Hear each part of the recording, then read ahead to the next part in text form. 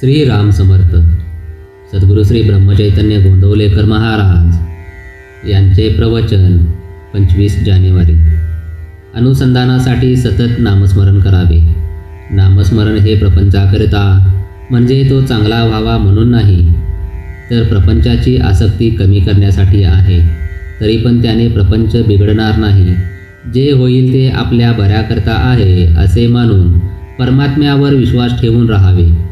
एक गृहस्थ मला भेटले तेव्हा म्हणाले, मी रिकाम्या वेळेत नामस्मरण करतो.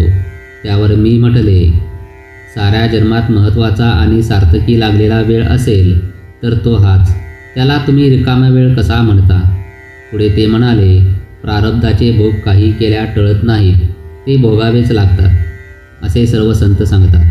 हे जर खरे तर प्रारब्धाचे भोग आपण भोगत असताना त्यामध्ये भगवंताच्या स्मरणाची काय गरज आहे? खरोखर हा प्रश्न अगदी बरोबर आहे. आपल्या कर्माचे भोग आपल्यालाच भोगावे लागतात हे खरे, पण भोग आले की आपल्या मनाला चैन पडत नाही. तिथे मनाला भगवंताच्या स्मरणात गुंतवून ठेवले की आपले समाधान टिकते. आपल्या सध्याच्या अवस्थेमध्ये भगवंताच्या इच्छेने घडायचे ते घडते असे मानणे किंवा भगवंत चांगले करील असा विश्वास ठेवून वागणे हेच सोपे जाईल. हे दिसायला साधे दिसले तरी यात फार मोठे मर्म साठवले आहे. हे ध्यानात धरा.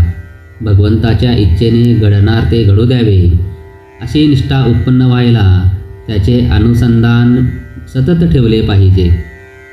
आहे त्यात समाधान आणि भगवंताचे अनुसंधान एवढीच सद्गुरूची आज्ञा असते. दुसऱ्याने आपल्याला दुःख दिले असता आपले अनुसंधान चुकते ही त्याची नव्हे, आपली चूक आहे.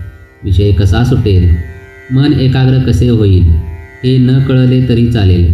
सोडण्याच्या गोष्टीचा अभ्यास करण्यापेक्षा धरण्याच्या गोष्टीचा म्हणजे अनुसंधानाचा अभ्यास करावा. एक भगवंताचे अनुसंधान ठेवले की सर्व गुण आपोआपच वाढतील. ते कसे? तर शरीराचे अवयव सारख्या प्रमाणात वाढतात तसे.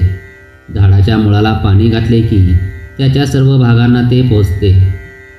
तसे भगवंताचा विसर पडू न दिला तर सर्व काही बरोबर होते.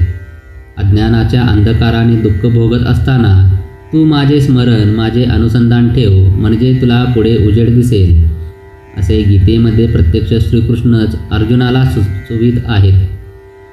दिवा जळायला हवा असेल तर त्यामध्ये सतत तेल घातले पाहिजे. तसे भगवंताचे अनुसंधान सारखे राहण्यासाठी त्याचे नामस्मरण आपण सतत करीत असावे. ज्याचे अनुसंधान अखंड टिकेल त्याचे खाणे, पिणे, उठणे, बसणे वगैरे सर्व क्रिया भगवंताची सेवाच बनतात.